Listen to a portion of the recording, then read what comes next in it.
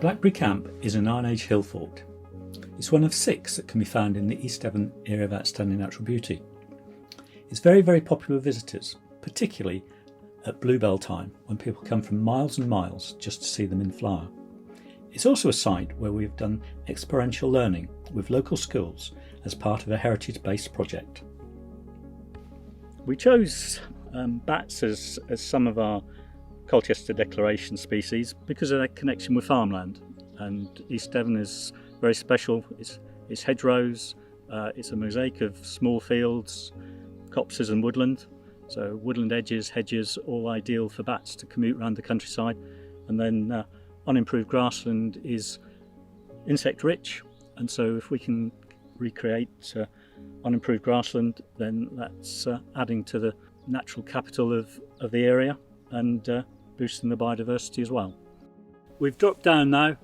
We're in the valley below Blackberry Camp, and we've come to a little farm. We're going to meet John Phillips, the landowner.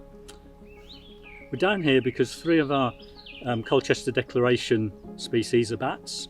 That's greater horseshoe bats, grey long-eared bats and Bechstein bats, and we've been doing lots down here, and it's a good place to see just how good a habitat or the habitat needs for those 3 species.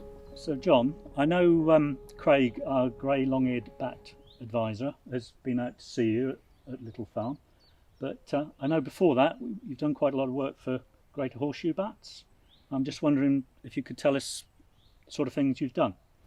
Well, what we did, having decided this was the place where the greater horseshoe bats were located, we built a bank along here. This was previously one big field.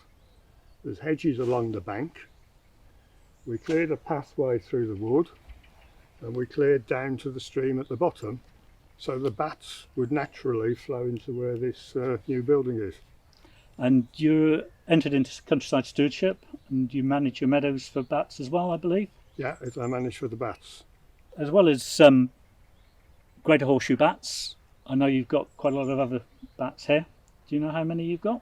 I think there's 16 species altogether on the list, and we've got 15 of them. So now that they've invented this little device that goes on the end of the phone, it identifies the bats, so you know which bat you've spotted, and you're just standing there collating them as they go through. This roost is absolutely ideal for greater horseshoe bats because it's away from light and disturbance. It's got superb hedgerows with mature trees in, lots of unimproved grassland, so loads of insects for the bats to feed on. About heaven, so it's not surprising that we've got 16 out of the 17 species of British bats in this valley. John, it's not everybody who welcomes bats onto their land.